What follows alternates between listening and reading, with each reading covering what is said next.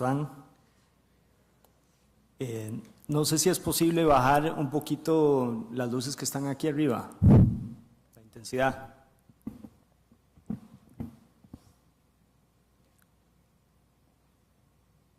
Creo que así está bien, la verdad.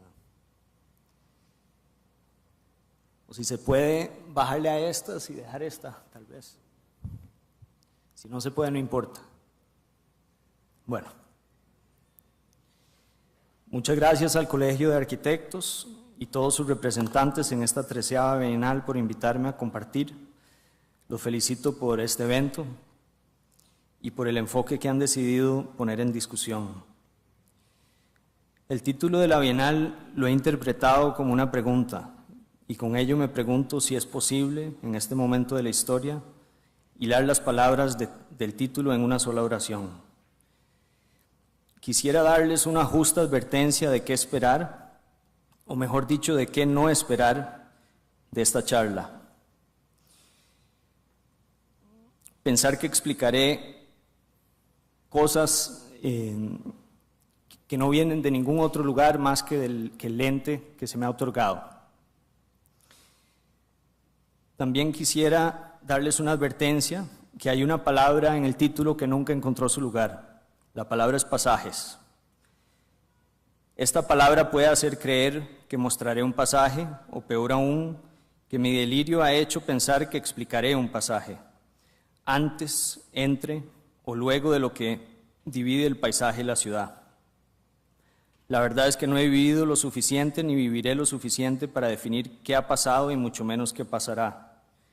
Pero creo que tanto con el título de la Bienal como con lo ya evidenciado de expositores antes de mí, todos coincidimos en que algo tiene que pasar. Mi padre es un agricultor norteamericano que emigró a Costa Rica a mediados de los 70s y no volvió a California. Ha vivido y sigue viviendo como un agricultor. Mi madre es pediatra infectóloga que ha servido exclusivamente el sector público en el Hospital Nacional de Niños, donde aún trabaja y ha trabajado la mayoría de su vida. Esto lo digo como preámbulo, ya que durante esta charla me comunicaré en base a valores que se me han otorgado, no en discurso, pero en acción. De no gustarles la charla, le pueden echar la culpa a ellos, y ellos a los padres de ellos, y así hasta llegar a la estrella que emitió el carbón que formó nuestra galaxia.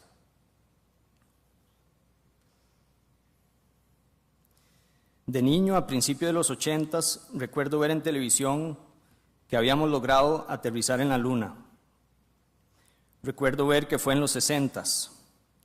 Y mientras mi imaginación ejercitaba el pulso de comprender tal misión, y dicho sea de paso, lo hacía sin éxito, sucedió la explosión en 1986 de la misión del Challenger. Algunos de ustedes recordarán la explosión del Challenger y muchos de ustedes podrán buscarlo en sus teléfonos mientras hablo.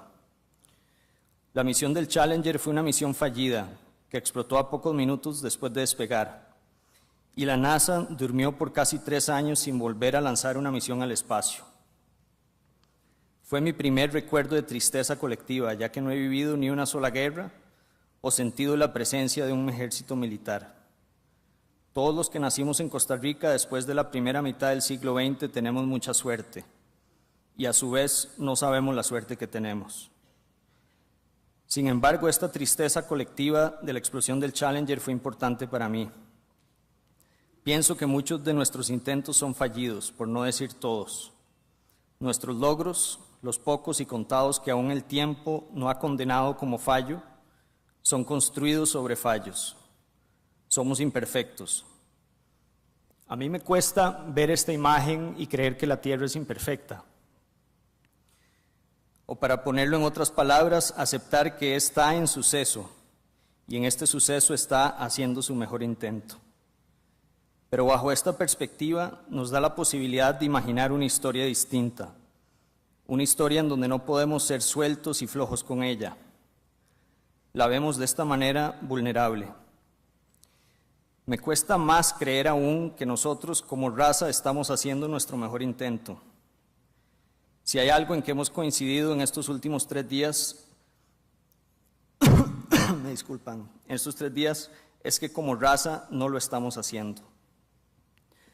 ¿Cómo hemos llegado a estas grandes mentiras de arquitectura sostenible y de arquitectura ecológica? La arquitectura sostenible no se practica en el occidente y solo se practicó y practica por grupos de personas que no viven como vivimos en el mundo moderno, en el mundo del progreso.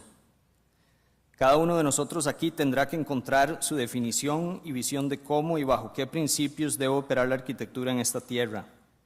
Para mí esto no es un planeta es cualquiera. Esto es la tierra y solo está ahí. Y aunque no hay una definición prescrita para cuál es el rol de la arquitectura, me apoyaré en mi ignorancia para decir que es una vocación, a diferencia de profesión, una vocación que busca en su fundamento hacer de esta tierra un mejor lugar para todos aquellos que la habitamos. Para enmarcar el problema, siento la necesidad de regresar aproximadamente 10.000 años atrás, cuando el ser humano de manera no lineal, con distintas variaciones y en distintos lugares, inventó la agricultura. Algunas de estas prácticas agrarias, como lo fue la milpa en Mesoamérica, fueron sostenibles. Otras, como en Mesopotamia, Grecia, Egipto y Roma, no lo fueron. La milpa ahora no es más que una memoria fragmentada. La agricultura industrial es el resultado actual de lo que ven en esta imagen. Nuestra raza se ha caracterizado a través de la historia de ser una especie de búsqueda de carbón.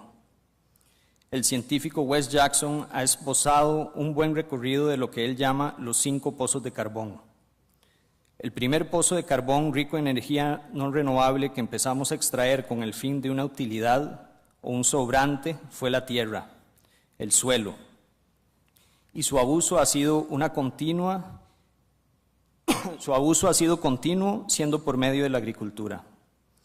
Esta imagen muestra la primera división, la división del hombre con las criaturas, la división del hombre con la tierra, el hombre domando las criaturas, el hombre domando la tierra. Dice el crítico y escritor y poeta Wendell Berry que la naturaleza de la división es destruir aquello que tarde o temprano se ha dividido y que el principio de la durabilidad está en la unión. 1 más 1 es 1, es un tercero, uno nuevo. La división es nuestra errada interpretación bíblica de que la tierra está para nuestro servicio, nosotros sobre ella y subordinando esta a nuestro placer. Los millones de años que le tomó a la Tierra generar reservas de carbón en el suelo nos los estamos gastando en tan solo miles de años. Prueba de esto son todas las tierras profanadas de las primeras civilizaciones humanas. El mismo Platón lamentó el fallecimiento de las montañas de Ática, mencionando que en su momento fueron prósperas, pero ahora solo son aptas para las abejas. La caída de Mesopotamia fue debido al abuso de la agricultura.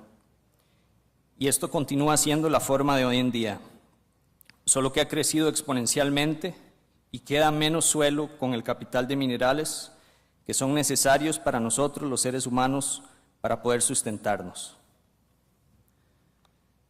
El segundo pozo de carbón que encontramos y empezamos a usar fue hace unos 5.000 años y fueron los árboles. El ocio que permitió la agricultura, sumado a nuestro ingenio, nos permitió imaginar el uso de la madera para calentar hogueras y fundir los minerales de la tierra al punto que logramos hacer aleaciones y dimos cabida a lo que llamamos hoy en día las eras del bronce y el hierro. La tala de árboles fue y aún es masiva. Esta foto es reciente, por lo que seguimos agotando este pozo de carbón no renovable y en incremento exponencial de su agote. El tercer pozo de carbón fueron las minas de carbón natural. Esto empezó hace unos 300 años y esto desencadenó la revolución industrial en 1750. La densidad de energía almacenada en una libra de carbón mineral es mucho mayor que la densidad de energía almacenada en una libra de madera y esto nos ayudó a crecer con aún mayor velocidad.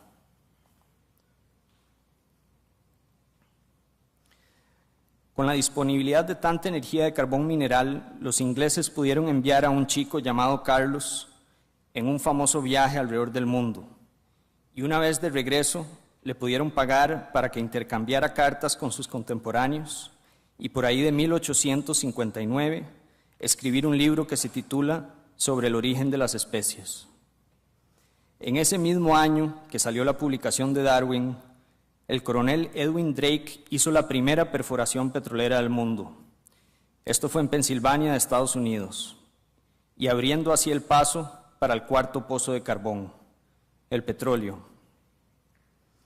A diferencia del carbón, que hay que quebrarlo en pedazos, el petróleo es un líquido, mucho más manejable y transferible en un tubo de acero que fue producto de la era del hierro. El quinto y actual pozo de carbón es el gas natural. Hemos extraído el recurso del gas natural desde la época de los griegos, pero no es hasta después de la extracción del carbón mineral que logramos extraer el gas natural como una fuente mayor de energía a una escala industrial. Este quinto pozo, que es el gas, combinado con los varios historiadores que recalcan como el descubrimiento más importante del siglo XX, ha dado cabida a lo que hoy en día vivimos todos aquí presentes. Lo que consideran el descubrimiento más importante del siglo XX es distinto a los que muchos de aquí tal vez creemos que es. No es el automóvil, no es la rueda, no es la televisión, es el proceso Haber-Bosch. En esta foto, Carl Bosch, un alemán, está recibiendo el premio Nobel por el descubrimiento que hizo con su socio Fritz Haber. El proceso Haber-Bosch es un proceso por el cual el nitrógeno reacciona con el hidrógeno y produce amoníaco. Para lograr esto, los científicos tuvieron que utilizar grandes presiones y altas temperaturas. En un inicio se utilizó para la creación de explosivos en la Primera Guerra Mundial. Al terminar la guerra, hubo que encontrar un uso para las grandes reservas de amoníaco y la ya establecida capacidad de producción industrial que había generado la guerra.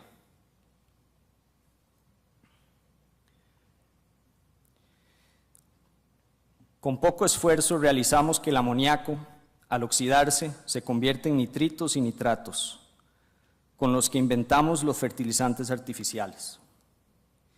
De este modo, al terminar la Primera Guerra Mundial, comienza la era de la agricultura industrial. Con esto se desprueba la teoría de Malthus y hay una explosión demográfica en todo el mundo. Crecimiento ilimitado dentro de una realidad o sistema claramente limitado. Crecer por crecer, porque eso es progreso. Crecer para tener más, sin realizar que al tener más, hemos reducido y hecho desaparecer más de lo que estamos recibiendo.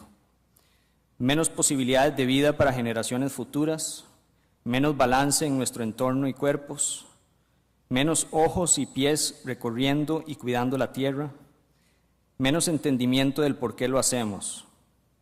Nuestro patrón ha sido de vivir en descuido propio y por lo que nos rodea, en nombre del crecimiento económico, aunque lo que he propuesto aquí suena como una condena total, una misión fallida desde el inicio. Quisiera pedirles que entretengan esta idea, la idea de una condena, y que con ella abandonemos las posturas que nos hemos inventado de sostenibilidad y prácticas ecológicas, las cuales no existen dentro de nuestro moderno mundo actual. Simplemente no son ciertas. Pueden tener buena intención, pero temo decir que no solo nos confunden, pero también nos alejan aún más de la verdad.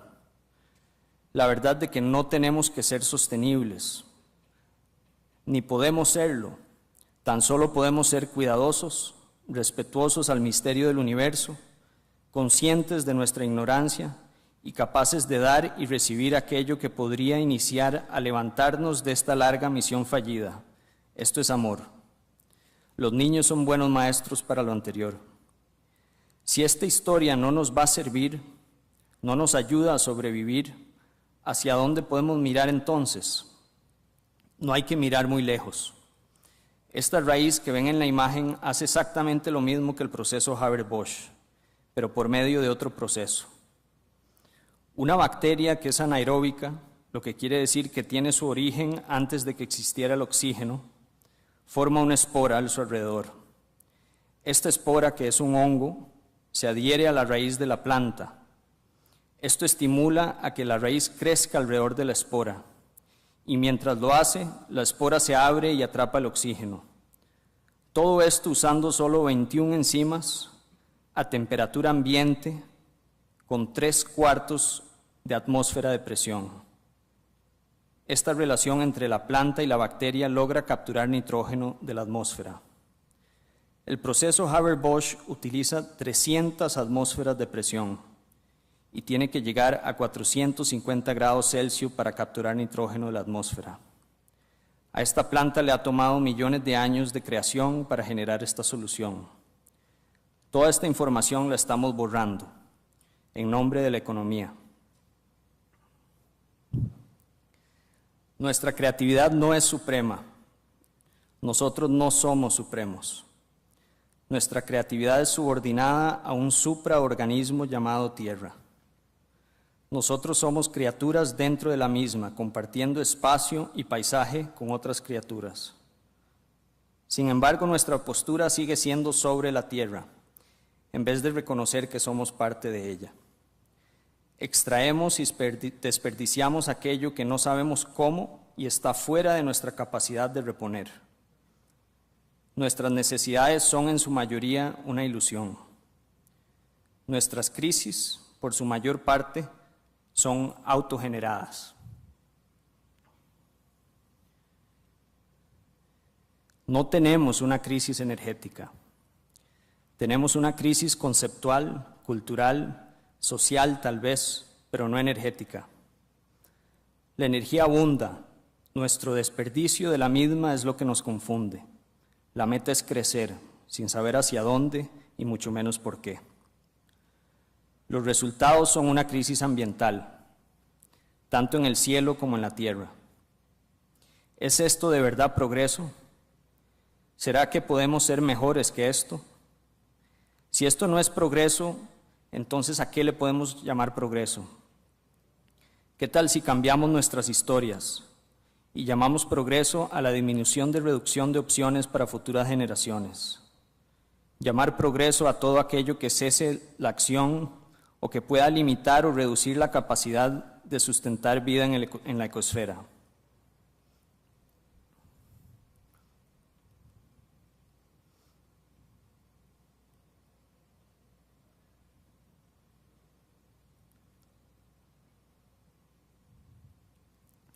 No soy un hombre pesimista y mucho menos un hombre optimista. Ambas cosas proponen prever un resultado. No conozco el resultado. Soy un gran ignorante, pero tengo mucha esperanza. Tener esperanza es muy distinto a ser optimista. Es creer que dadas las circunstancias tenemos la capacidad de hacer lo correcto, la capacidad de crear sin postura, sin pretensión, sin separación.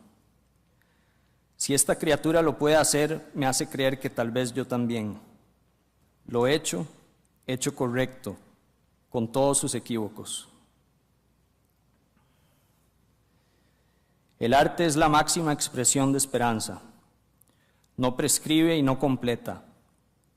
En las palabras del pianista de jazz improvisado Keith Jarrett, el arte nos hace sentirnos al borde de algo, ya sea al borde de nuestro asiento o al borde de una conversación. En otras palabras, es aquello que nos mueve, aquello que nos inspira.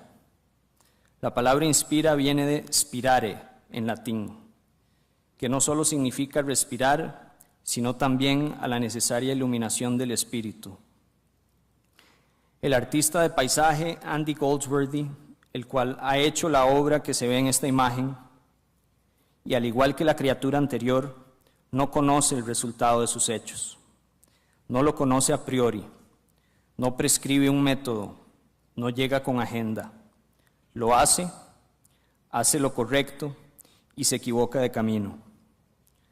Sus obras, sin embargo, se deshacen con las mareas, el viento, el fuego y cuando las consume la tierra. Esto me inspira, me hace sentirme al borde de algo verdadero. Después de 16 años de ver el mundo dar un giro hacia el terror, he visto crecer el miedo hacia el otro, un otro que ya no es un enemigo conocido, sino un enemigo desconocido, un fantasma, el terrorista. Qué historia tan útil esta que nos han vendido. Qué mejor excusa que esta para moverse más rápido, con menos consenso, con menos memoria y mayor desolación que la que se vivía antes de este hecho puesto en imagen. Nos han vendido el discurso de la seguridad de una nación a costas de quitarle derechos de seguridad de sus propios ciudadanos. El terrorista puede ser uno de nosotros. Nos han vendido el discurso de la seguridad de implantarle democracia a aquellos que no la han pedido, una democracia lejana en práctica de lo que decían los textos de los fundadores de su nación. Nos han vendido la seguridad de que sabemos quién es el enemigo, aunque no conozcamos su rostro, y que es necesario atacarlo y atacarlo ya. Aún después de estos 16 años, al hecho de las Torres Gemelas tengo esperanza. Esperanza de que los hechos de gran tristeza nos puedan transformar hacia el crecimiento. El vacío se puede palpar, sin necesidad de taparlo. No tengo que vivir en terror. La memoria y reflexión de lo que pasó como propulsores de la transformación y crecimiento de nuestra sociedad. Nos equivocamos y aprenderemos de esto. Un espacio para el debate y puesta en escena de nuestras diferencias. Un espacio para el recuerdo de los muchos que hemos perdido y el dolor que esto conlleva. Un espacio que amplía la discusión mundial a un intercambio ideológico de todos los ciudadanos del mundo, y no solo a la discusión e intercambio de las economías del mundo. Un espacio que con cada ciclo del sol amplía el discurso cívico y con ello nuestra perspectiva de quiénes somos y, más importante aún, hacia dónde queremos ir.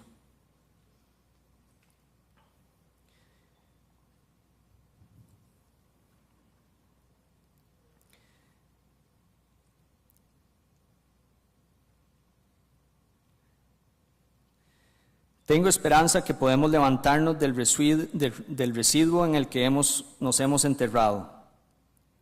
El resultado de estos crecimientos y caídas de procesos industriales. Estos incendios económicos que ya han drenado su cauce, que mucho nos dieron, mucho pusieron en marcha y mucho han dejado por remediar. ¿Qué lecturas podemos hacer de estos sobros? ¿Qué curas solicitan estos territorios?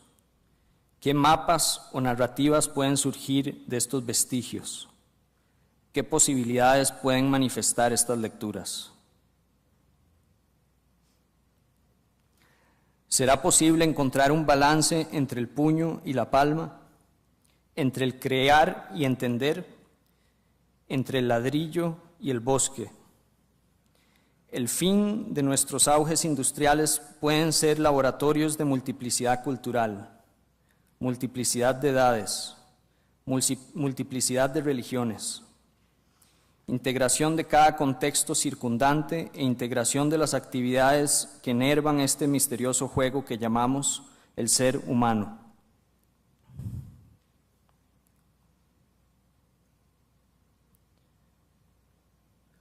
Un espacio para rezar, jugar, aprender, congregar, sembrar, para el silencio, para vivir con y no solo entre otros, revelar el paisaje natural y enriquecer el paisaje postindustrial, realizar que no existen lugares como tal. Voy a repetir esto, no existen lugares.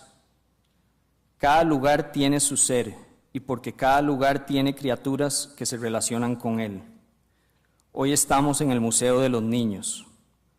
Esto no es solo un lugar, es el Museo de los Niños y tiene una historia y una memoria. Nosotros hoy nos sumamos a su locus, a su razón de ser. Con eventos como hoy lo cultivamos, le damos su cultura, en el sentido más práctico y antiguo de la palabra. Esta imagen es de la antigua fábrica de tubería industrial en Louisville, Kentucky. Cada cosa en su momento, en su lugar, y nosotros entre estos.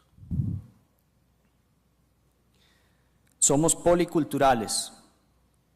No soy creyente en la monocultura a la que me prescriben.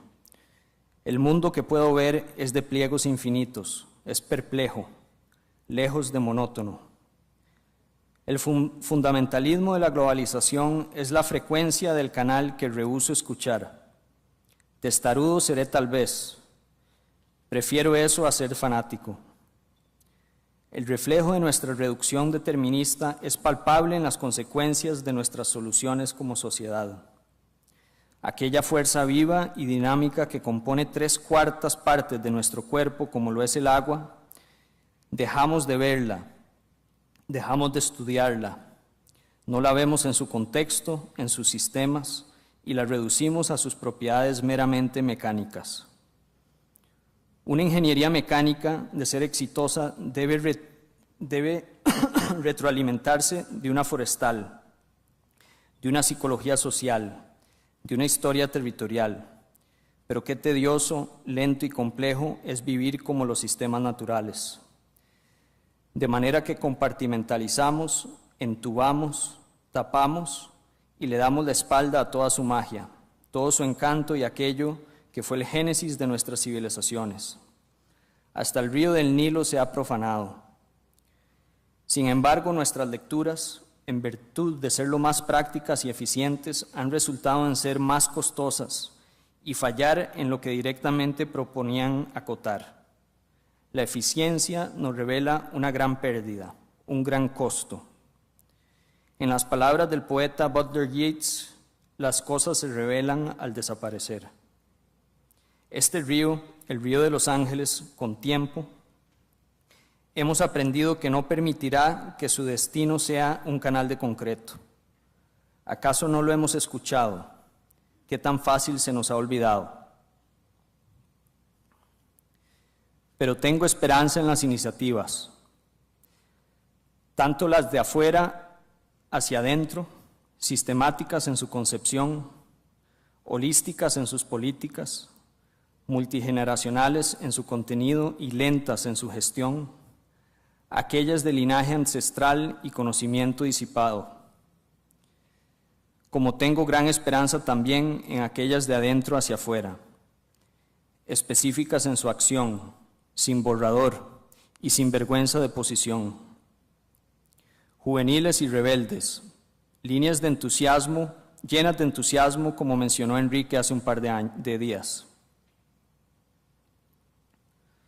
Creo en la nobleza que conlleva el peligro que plantean los jóvenes.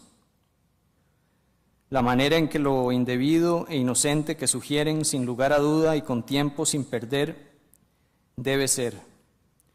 No porque esta rebeldía viene sin causa, sino más bien al contrario, porque estas jóvenes generaciones pueden ver aquello que necesitamos ver, aquello que pone en riesgo el status quo, aquello que pone en riesgo lo conforme y la desolación que eso conlleva. Y aunque estas iniciativas de adentro hacia afuera siempre serán castigadas, ninguna idea puede llamarse tal si esta no es peligrosa. A su modo y a su tiempo, lo que fue locura, imposible o castigado, puede iluminar hacia lo que es aceptado y protegido como necesario. Una posibilidad, una eventualidad. Hoy en día el río de Los Ángeles tiene todas estas actividades humanas que ancestralmente sucedían con ríos. Luego del castigo, ha reverberado en un reencuentro con este paisaje, un reencanto. Y los jóvenes, tanto en cuerpo como en espíritu, que recorren sus aguas lo hacen con menor castigo, con mayor compasión. Un sueño de correr sus aguas, todos juntos. Hay que soñar.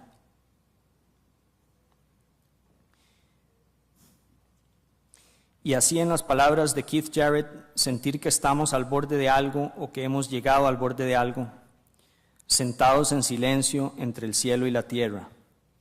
En este horizonte es donde nos asentamos.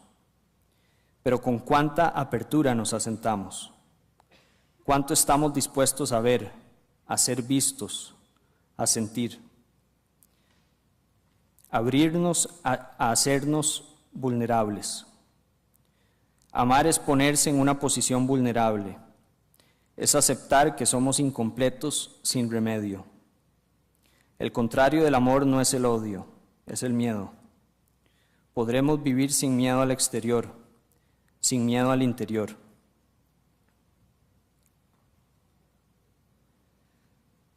¿Puede nuestra creatividad ser instrumental para esto en vez de creerse suprema? Instrumental para amarnos y amar nuestro lugar en la tierra. Creo que sí. Con el paisaje y no meramente sobre él. ¿Podemos así entablar el inicio de una conversación?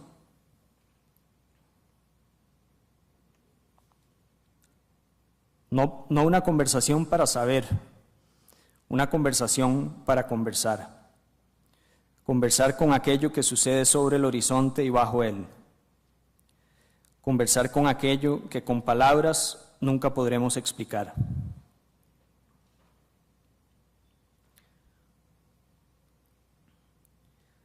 ¿Será que encontramos así una confianza en la vulnerabilidad?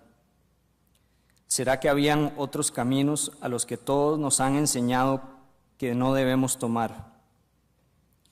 Que muchos nos dijeron que tenemos que protegernos de, poner un techo sobre o una pared ante.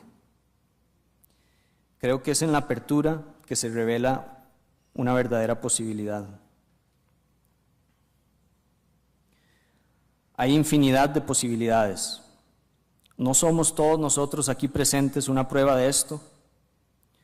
Todas estas posibilidades divinas, todas imperfectas, todas con mucho que compartir. De esta infinidad de posibilidades, abierto a una y luego a otra.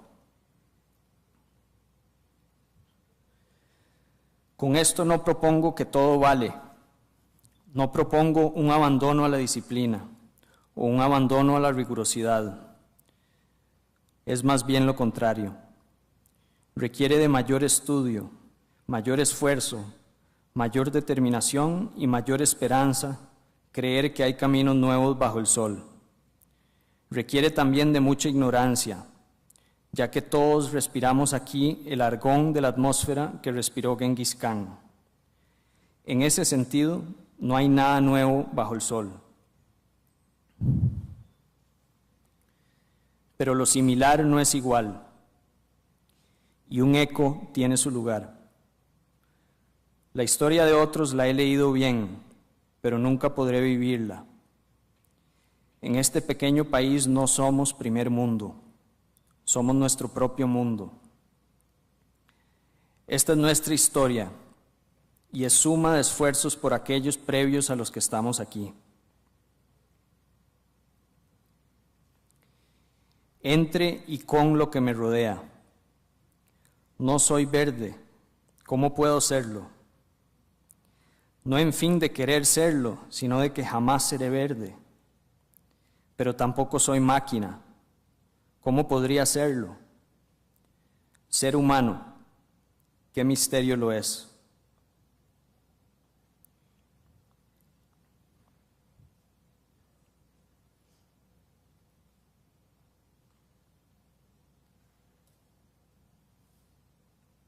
Tal vez me ayudan ahí a pasarla.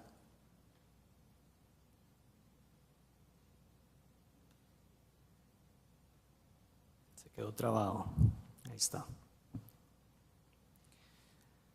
Celebremos esto, abiertos y reverentes a todo aquello que conlleva este misterio, en luz de la disciplina que conlleva este respeto,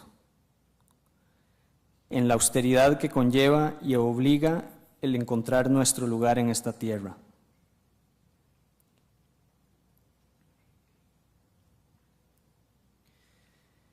Esta rigurosidad es necesaria. La historia de aquellos antes de mí la he leído bien. el artista Felo García, junto a innumerables más, precolombinos muchos de ellos, son de nuestro mundo. Pero el mío, el mundo que veo, dice eso y más. Este pequeño país tiene mucho que decir, que no ha dicho, mucho que revelar que sigue tapando.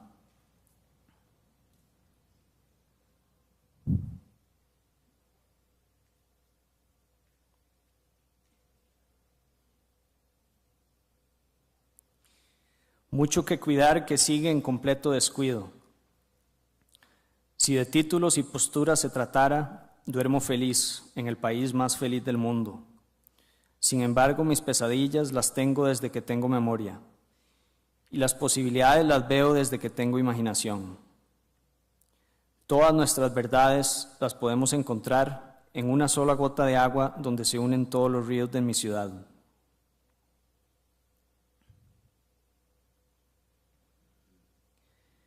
Esta historia, la de la ciudad que me dio la vida, no es una de felicidad. Entre la excavación que hacen sus aguas y la levitación que han hecho sus montañas, hay una bella historia. Sin embargo, ambas se han ido desapareciendo de mi conciencia y de la colectiva. Estos ríos menos presentes, sus montañas más lejanas. Estos barrios de muchos con menos y de menos con mucho, en total colisión, sin poder ver qué verdades son las que los dividen, verdades que son mentiras. Como humanos nos divide solo un pequeño filamento, y este se derrite con amor.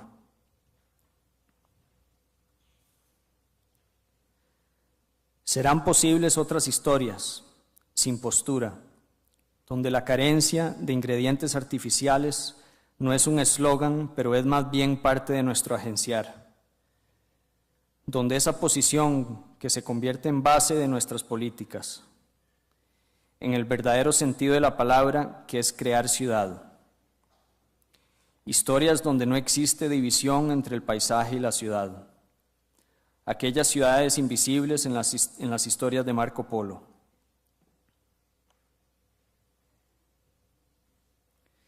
Donde el tejido continuo y cuidado de su paisaje nos recuerda y nos enorgullece de los barrios que nos vieron nacer, barrios que se han borrado en el descuido, donde nuestro crecimiento ya no desplaza el paisaje, donde nuestro crecimiento ya no es algo en necesidad de contención y más bien razón de celebración.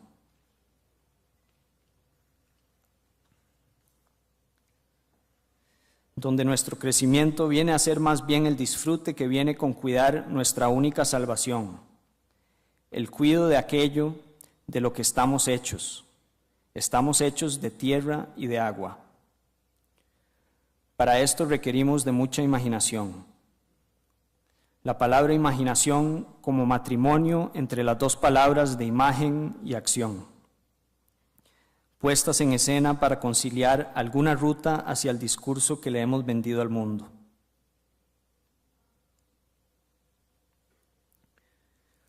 No veo problema entre el paisaje y la ciudad. No veo problema entre los ángeles y los demonios. Lo que han descuidado es su oficio. Nuestra dualidad fue vendida. Todo esto ha sido vendido.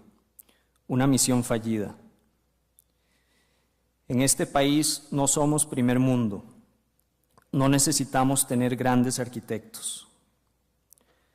Nuestro valor siempre ha estado en todo aquello o aquel 26% del país que unos pocos locos decidieron proteger y de lo cual ahora muchos podemos enorgullecer. En las armas que unos pocos locos decidieron abolir. En los libros y maestros que unos pocos locos decidieron regalar a todos por igual. Es gran arquitectura la que podemos ofrecer. Y al contrario de lo que nos han vendido, esto no requiere de grandes arquitectos. ¿Qué pasó? ¿Qué historia queremos contar?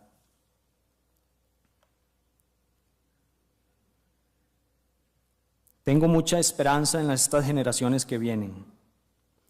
Estos jóvenes, algunos de estos jóvenes atrapados en cuerpos de viejos, pero aún con mente de principiante, que sin dudar están encauzando hacia arquitectura con A mayúscula, como suele decir uno de mis mentores, término al cual recientemente le ha dado un poco más de urgencia y ahora le llama arquitectura necesaria. Estos jóvenes de espíritu, unos sabios, otros rebeldes, están sumando a una gran arquitectura, pero menos interesados en ser grandes arquitectos. Es debido a que esta urgencia tiene cabal. El tiempo no nos sobra. Quisiera despedirme con un poema del escritor Wendell Berry. Este poema se titula La contrariedad del agricultor desquiciado.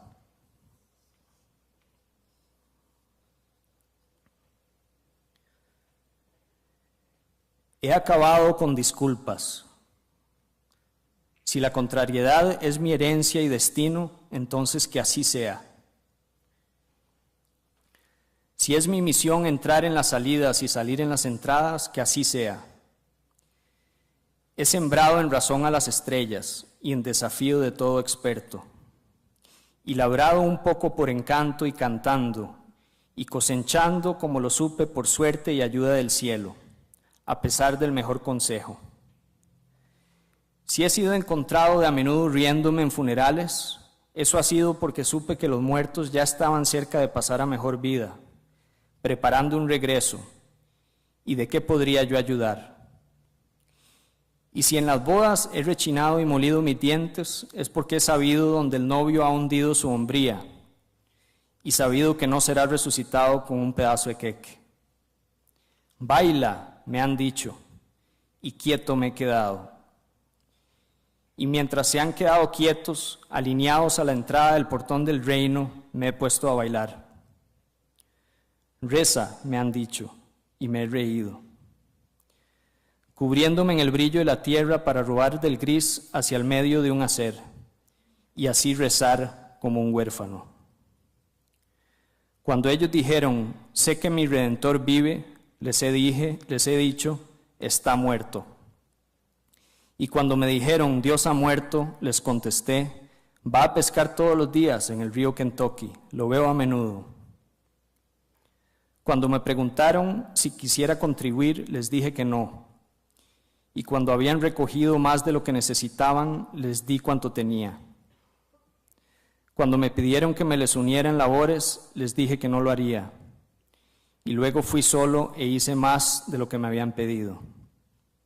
Entonces me dijeron, anda y organiza la Hermandad Internacional de los Contrarios.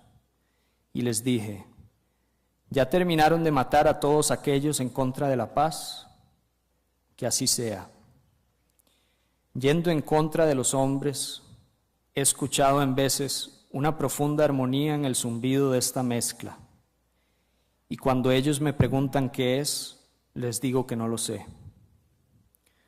No es la única manera ni la más fácil de llegar a la verdad. Es tan solo una. Muchas gracias.